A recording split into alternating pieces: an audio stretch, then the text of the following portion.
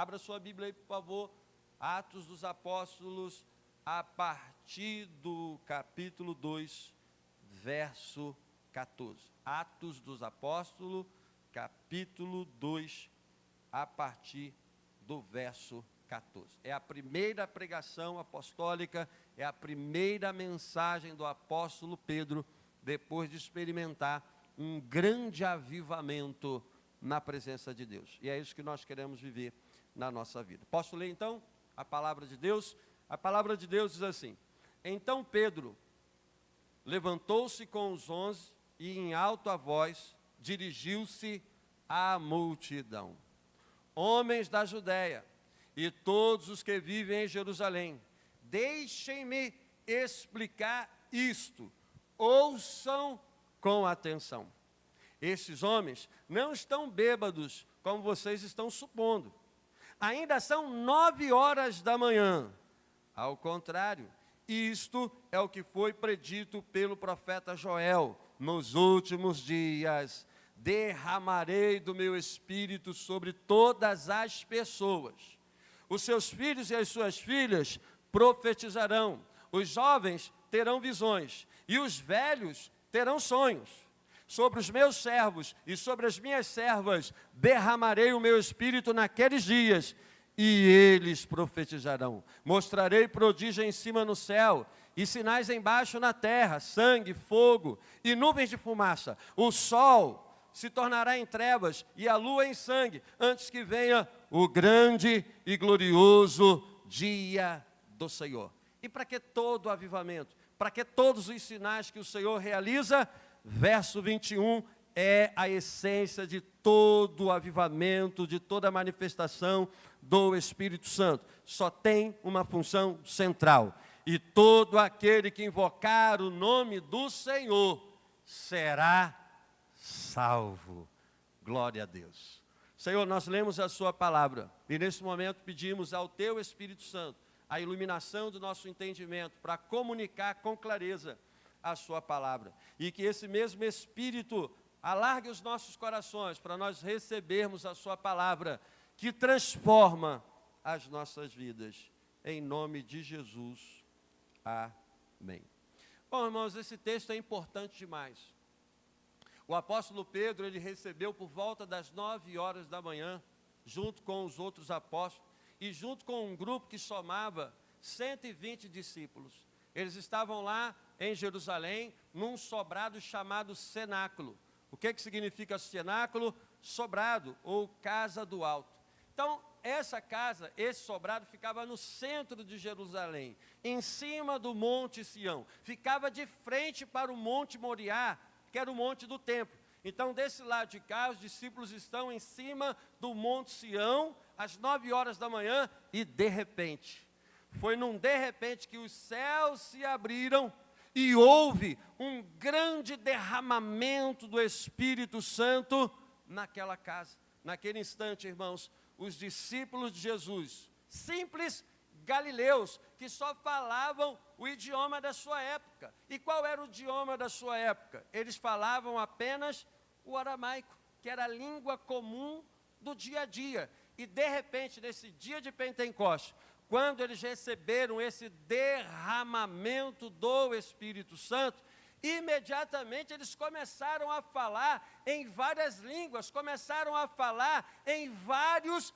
idiomas. Eles falavam em idiomas que eles nunca tinham estudado, porque naquele instante, o Espírito Santo, quando encheu a vida desses discípulos, eles foram levados para uma capacidade sobrenatural e começaram a comunicar as grandezas de Deus na língua dos peregrinos que estavam em Jerusalém. Tinha gente ali que vinha de Roma, então falava o latim.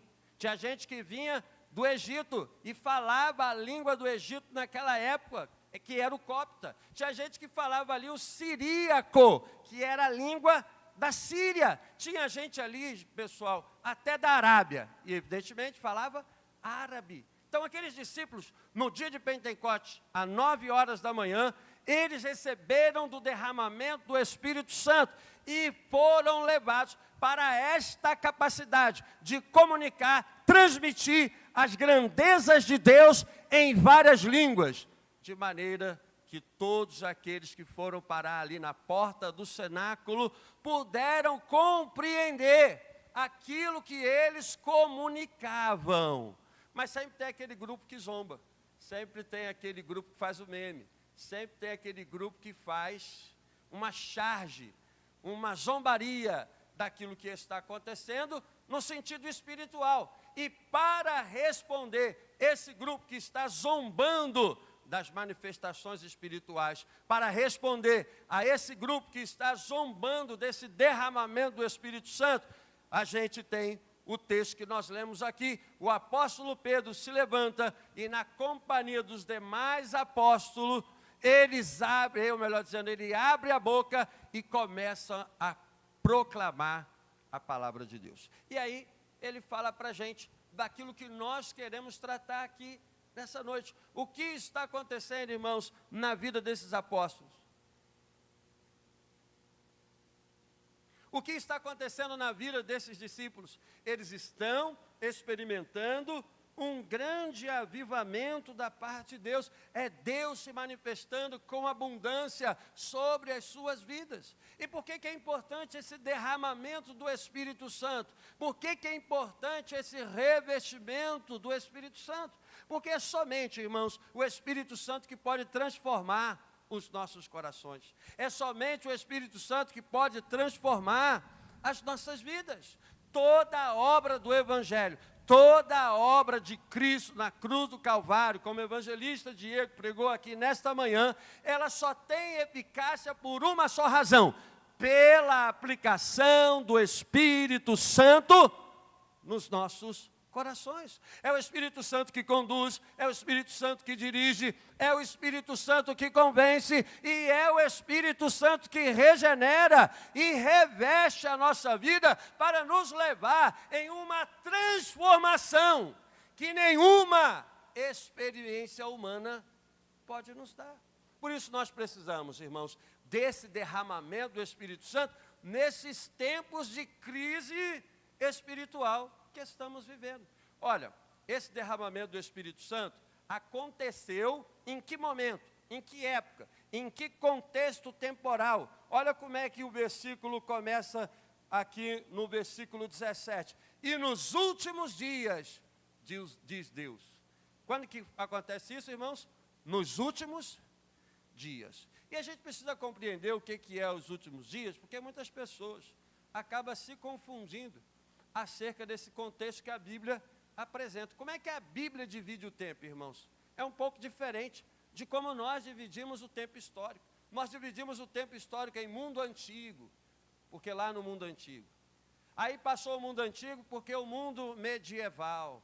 Aí passou o mundo medieval, aí o mundo moderno. E agora a gente está numa época que o pessoal diz que é a pós-modernidade. Estamos no mundo pós-moderno. É assim que as pessoas dividem o tempo, no contexto histórico, no contexto da nossa sociedade, no contexto da nossa existência e no contexto da nossa civilização. Mas como que a Bíblia, irmãos, divide o tempo? A Bíblia divide o tempo entre a era presente e os últimos dias. E pela falta de compreensão desse contexto bíblico, muitas pessoas caem no fanatismo, muitas pessoas caem na neurose, muitas pessoas caem na confusão espiritual. Quer ver? Aconteceu um terremoto, ai meu Deus, Jesus está voltando, vai chegar agora e estamos nos últimos dias. Sim, esse é um sinal que revela os últimos dias. Mas nós, irmãos, não começamos a viver os últimos dias agora. Nós já vivemos os últimos dias desde a época que Jesus pisou aqui nessa terra, desde o momento em que o Evangelho se concretizou, desde o momento em que Jesus chegou na terra, cumpriu o seu Evangelho, nós já estamos vivendo os últimos dias, porque é assim que a Bíblia divide o tempo. Os profetas lá do Antigo Testamento, eles pregavam sobre a era presente. A era presente, irmãos, era a era dos profetas. Era a era em que eles viviam. E o profeta literário mais antigo que a Bíblia nos apresenta é o profeta Joel. Esse é o profeta que escreveu um livro bíblico e ele é um dos primeiros profetas a pregar a palavra de Deus. E ele prega a palavra de Deus num contexto de crise, num contexto de devastação. Mas ele olha para o futuro e Deus lhe revela um grande avivamento. O profeta Oséias olha para a sua nação devastada por uma série de crises que nós já estudamos aqui na escola bíblica. Mas de repente Deus abre os seus olhos e o faz contemplar o futuro. E contemplando o futuro, o profeta Joel, na autoridade do poder de Deus, na autoridade do Espírito Santo, ele declara: acontecerá nos últimos dias. E quando o profeta Joel pregou isso, ele estava vivendo no 9º século antes de Cristo. Lá no 9º século antes de Cristo, há quase 2.900 anos atrás, o profeta Joel, usado por Deus, diz assim: olha aqui, povo de Israel, nos últimos dias, no fim dos tempos, Deus vai derramar do seu Espírito de maneira abrangente e de maneira universal. Pronto, é a partir daí que nós temos a divisão do tempo bíblico. Como a Bíblia divide o tempo presente, a era dos profetas pregando a palavra de Deus. E os últimos dias, que é o futuro, que é a era que consiste na chegada de Jesus. É assim, irmãos, que a Bíblia divide o tempo. E a gente precisa entender isso, para entender o que Deus tem para nós nos últimos tempos. Então, olhando para os últimos tempos, a Bíblia mostra duas coisas importantes. Primeiro, últimos dias, fim dos tempos, que é o tempo que a gente está vivendo desde a época de Jesus e até agora, e até a segunda vinda de Jesus, é um tempo de esfriamento espiritual. Mas pastor, peraí, você está dizendo que Deus vai trazer avivamento, está falando que é tempo de esfriamento espiritual? Sim, porque também é um tempo de esfriamento espiritual, dito pelo próprio Jesus no sermão profético, quando ele estava nos últimos dias de vida lá em Jerusalém, em cima do Monte das Oliveiras, quando os discípulos se ajuntaram, ele perguntaram assim: mestre, conta para a gente, quais serão os sinais da sua vinda, e quando que será o fim dos tempos, quando que será o fim do mundo? Você sabe que fim do mundo sempre foi um tema que levantou a curiosidade das pessoas. E aí olha a resposta de Jesus, Mateus capítulo 24, verso 29, diz assim: então eles os entregarão para serem perseguidos e condenados à morte, e vocês serão odiados por todas as nações por causa do meu nome. Naquele tempo muitos me abandonarão, trairão e odiarão uns aos outros, e numerosos falsos profetas surgirão e enganarão a muitos. Por causa do aumento da iniquidade, o amor de muitos se esfriará, mas aquele que perseverar até o fim será salvo. Quando os discípulos vieram perguntar a Jesus sobre o fim dos tempos, o que Jesus revelou? É um tempo de esfriamento espiritual. Jesus mostrou que nos últimos dias nós viveríamos apostasia. O que é apostasia? Abandono da fé. Muitos me abandonarão. Jesus aqui há 2.000 anos atrás, lá em cima do Monte das Oliveiras, está dizendo assim: surgirão muitos falsos profetas e enganarão a muitos. Parece que Jesus está aqui no século 21, sentado aqui entre nós, falando sobre os falsos profetas, porque quando a gente olha para o nosso tempo, nós vemos o nosso tempo repleto de falsos profetas, iludindo, enganando, corrompendo a palavra de Deus e levando as pessoas à neurose espiritual, ao engano espiritual, à ilusão espiritual. Quem disse isso, irmãos, foi o próprio Jesus. Então veja, nos últimos dias haverá um tempo de esfriamento. Muitos apostatarão, muitos falsos profetas, muitas traições, muito ódio aos discípulos de Jesus. Então é o tempo que a gente está vivendo. Nesse cenário do mundo atual, marcado pelos últimos dias do ponto de vista bíblico, estamos dentro desse contexto. Mas, irmãos, quando Jesus mostra isso, ele não quer levar os seus discípulos ao pessimismo. Pelo contrário, ele quer alertar os seus discípulos. Ele quer esclarecer aos seus discípulos aquilo que vai acontecer na caminhada do Evangelho. E discípulo de Cristo, irmãos, ele não pode ser neófito. O discípulo de Cristo não pode ser enganado, discípulo de Cristo não pode ser iludido, discípulo de Cristo não pode ter um entendimento superficial acerca do Evangelho, do reino de Deus e da obra de Deus. Discípulo de Cristo precisa ser esclarecido acerca do Evangelho de Jesus Cristo. Por isso que Jesus investiu maciçamente no ensino e no discipulado dos seus discípulos, para abrir o entendimento, esclarecer o entendimento, para que eles não fossem iludidos por nada e nem por ninguém. Tem discípulo de Cristo aqui nessa noite? Jesus, ele está aqui nessa noite, ele está aqui nesse lugar, abrindo os nossos olhos espirituais, para que jamais, irmãos, nesse tempo presente, sejamos iludidos e enganados por nada. Mas, por outro lado, apesar desse tempo de esfriamento, e esse tempo de esfriamento é tão grave, que o próprio Jesus disse que o aumento da iniquidade, quando há apostasia, ou seja, o abandono da fé, quando há falsos profetas, quando há ódio, quando há traição, o que acontece, irmãos? De acordo com o próprio Jesus nesse texto, o amor de muitos se esfriará.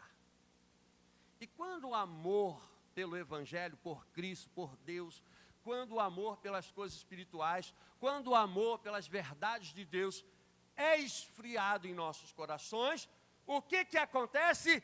Crise espiritual.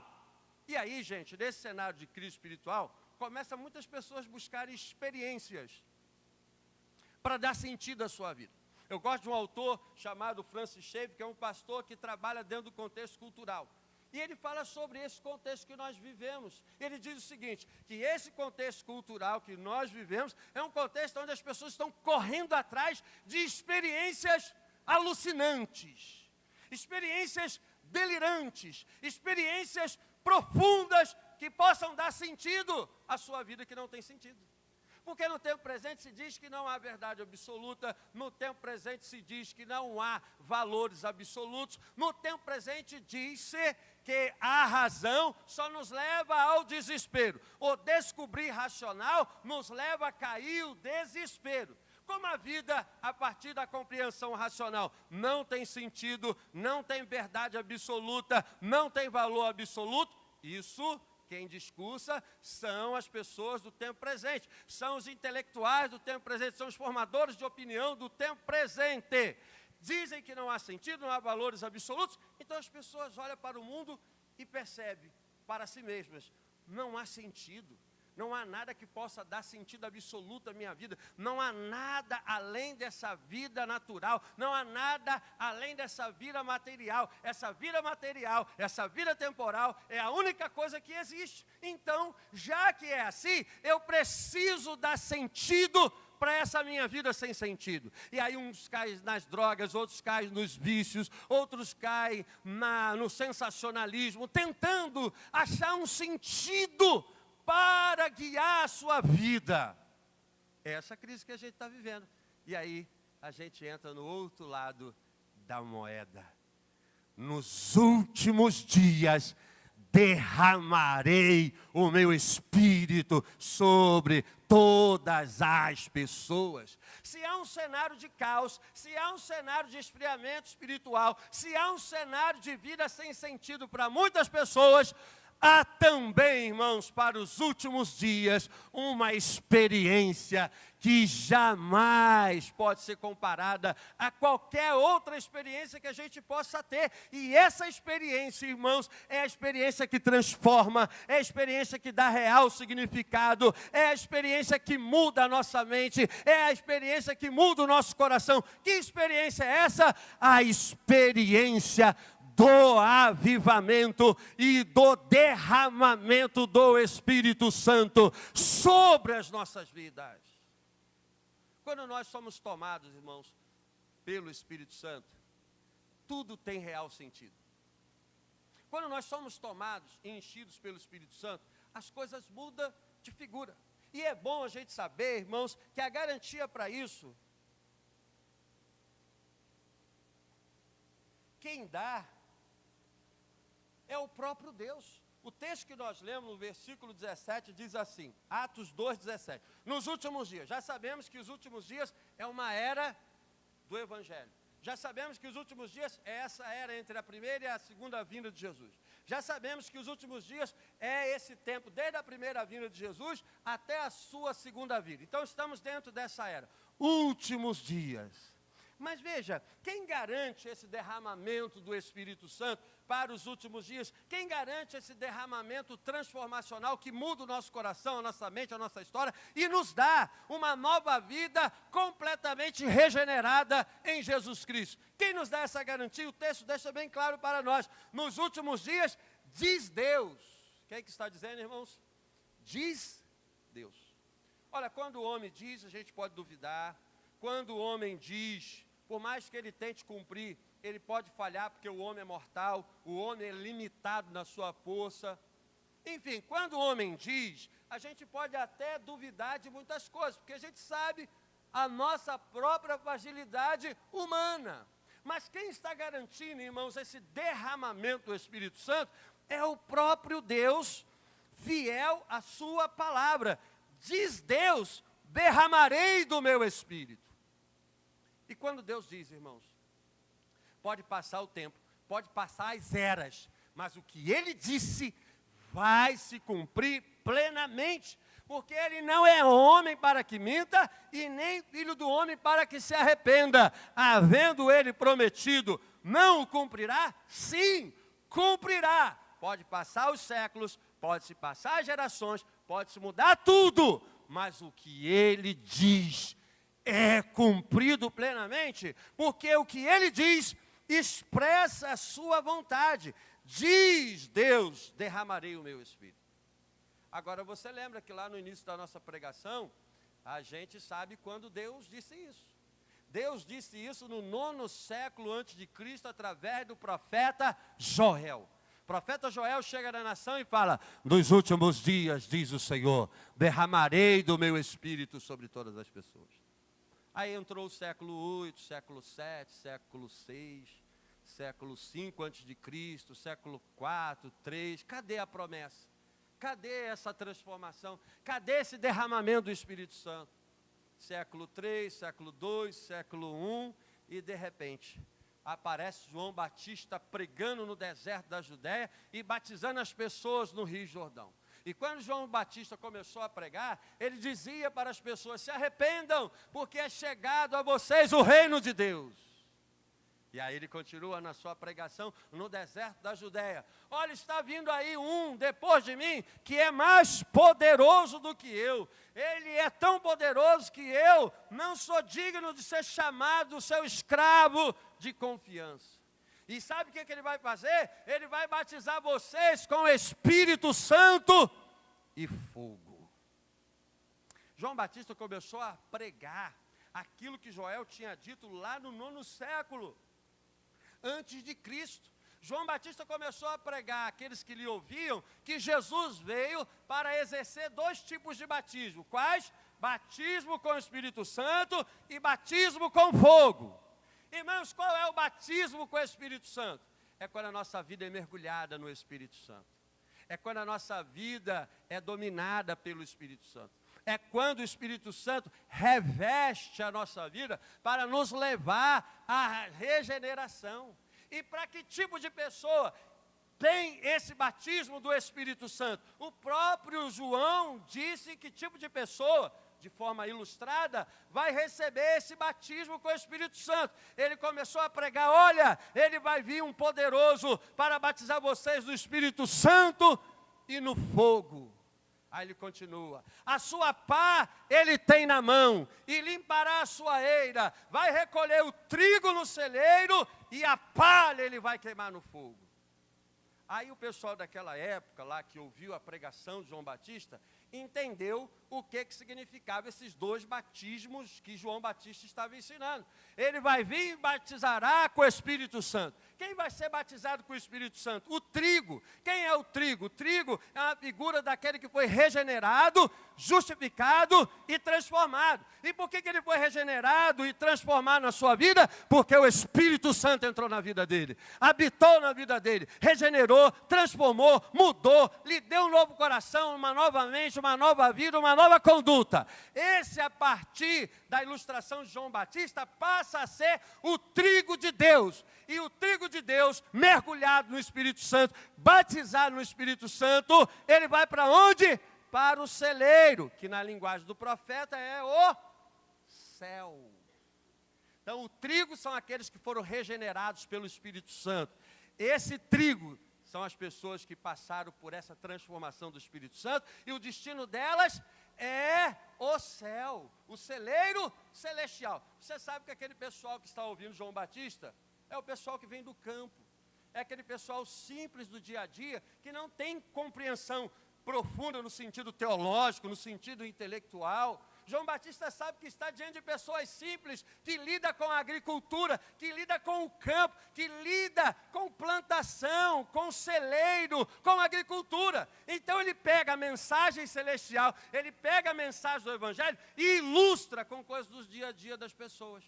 Então, quando as pessoas ouviram aquilo, eu entendi. Então, o trigo são as pessoas batizadas no Espírito Santo, que recebem a regeneração, e o destino dela é habitar no céu para todo sempre com Jesus Cristo. Quem quer ser trigo aí? Fala para o seu irmão, seja um trigo de Deus nessa noite. Aí com carinho fala para ele, Deus não te chamou para ser palha. Deus não te chamou para ser palha, irmãos. Porque qual é o destino da palha? O destino da palha é receber o batismo com fogo. A sua palha tem na mão, vai limpar a sua eira. O trigo será levado para o celeiro e a palha será queimada no fogo. E o que é esse fogo? Batismo no fogo. Se refere ao fogo da perdição. O fogo do inferno, que não foi preparado para nós, mas foi preparado para quem? Para Satanás e os seus anjos. Qual é o destino da palha? Batismo com o fogo que queima e nunca se apaga. Durante muito tempo, as pessoas confundiram isso com batismo de revestimento do Espírito Santo. Durante muito tempo, as pessoas confundiram esse batismo no fogo como se fosse o falar em línguas, aquela experiência pentecostal. Não, essa experiência pentecostal existe, Deus reveste com o seu Espírito Santo, Deus dá essas manifestações sobrenaturais, mas na linguagem bíblica, batismo com o Espírito Santo e fogo, não é o fogo do Espírito Santo, é o fogo do inferno, que não foi destinado para nós. Então João Batista aparece pregando, ele vai vir para batizar vocês com o Espírito Santo e fogo. A palha está destinada para o fogo, mas o trigo está destinado para o batismo com o Espírito Santo. Aí Jesus fez a sua obra, morreu, ressuscitou, saiu do túmulo ao terceiro dia e ficou 40 dias com os seus discípulos conversando acerca do reino de Deus. E num desses dias de comunhão com o Cristo ressurreto, o Cristo ressurreto disse assim para ele, gente, fiquem aqui em Jerusalém, porque não muito depois desses dias, vocês receberão a promessa que ouviram a meu respeito. Joel pregou essa promessa no 9º século, João Batista enfatizou essa promessa na plenitude dos tempos, quando veio pregar o reino de Deus, e o próprio Jesus enfatizou essa promessa dizendo, vocês serão revestidos de poder, e serão minhas testemunhas em Jerusalém, na Judéia, em Samaria, e até os confins da terra. Então eles saíram ali do Monte das Oliveiras animados. Poxa, tem uma promessa boa para nós. Deus prometeu o derramamento do Espírito Santo para nós. Para onde que a gente vai agora? vamos lá para o cenáculo, vamos ficar lá dentro do cenáculo, cantando aquele louvor que vocês cantaram aqui, até que ele venha. Como é que é, Eduardo? Me ajuda aí, pelo amor de Deus. Como é que é? Fala aí. Esse é o coral, Eduardo, tá vendo?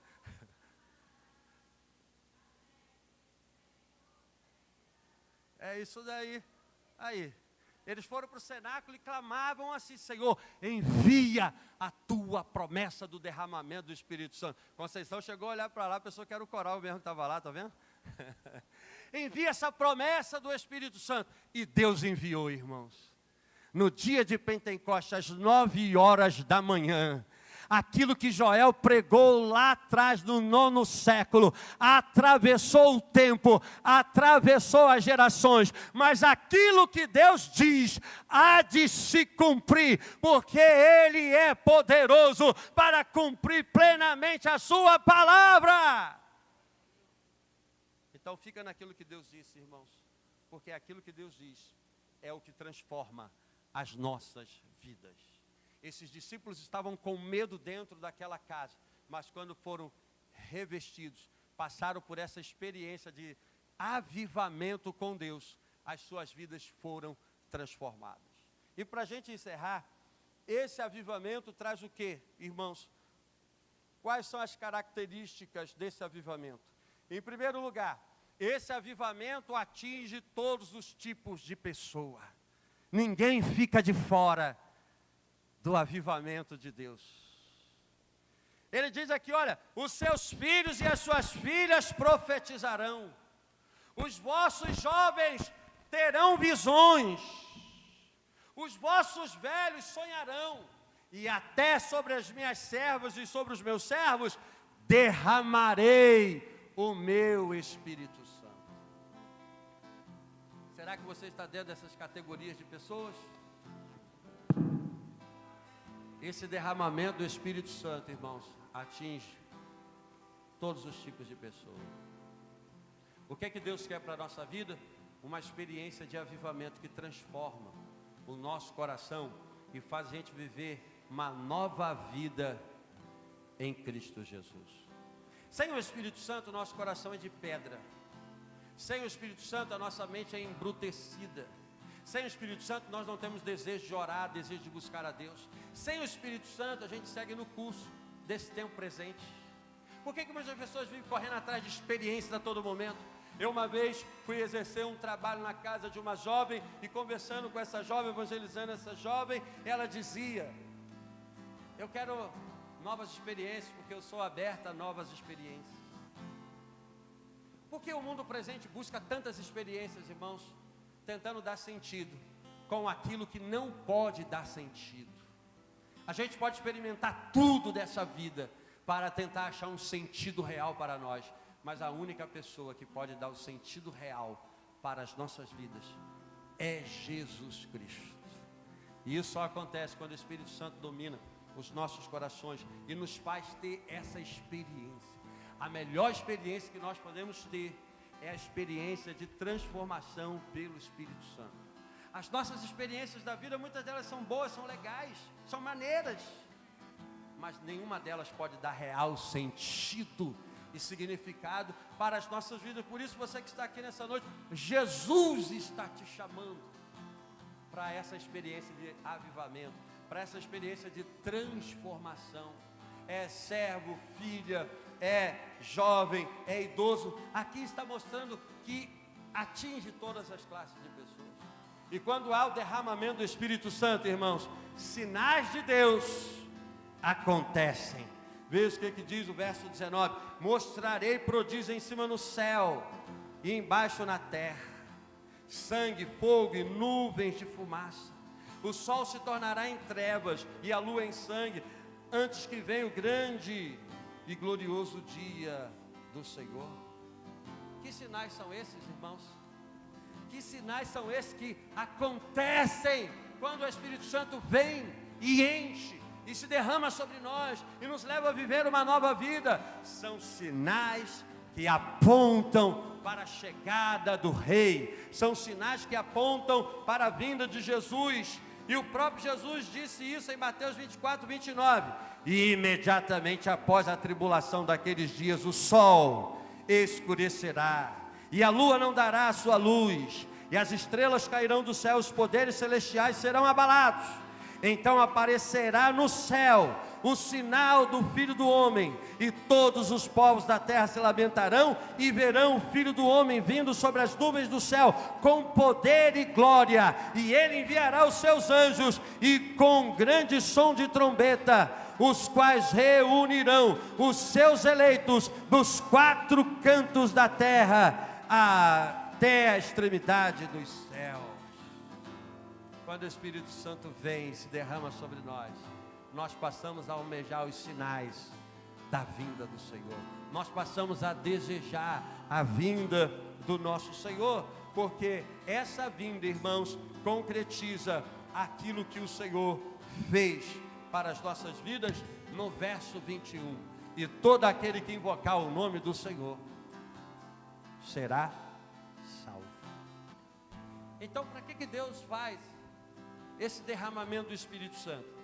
Para que Deus nos oferece essa experiência com o Espírito Santo de transformação? Primeiro, Ele quer encher a nossa vida, transformar a nossa vida, fazer a gente viver uma nova vida, porque sem o Espírito Santo ninguém vive uma nova vida. Segundo, Ele quer nos despertar para a vinda dEle, a chegada dEle. Vai acontecer, queira o homem ou não, acredite ou não, Ele virá, e haverá sinais nos céus e na terra, porque os céus se abrirão, e Ele descerá para consumar o seu reino, que Ele fundou na sua primeira vinda. E durante essa espera, durante esse tempo em que esperamos a sua chegada, aquele que invocar o nome do Senhor será salvo. Você aqui nessa noite é chamado a essa experiência com o Espírito Santo, para viver em primeiro lugar essa salvação em Cristo Jesus. E essa salvação em Cristo Jesus leva-nos a viver uma nova vida no Espírito do Senhor. Vamos uma canção.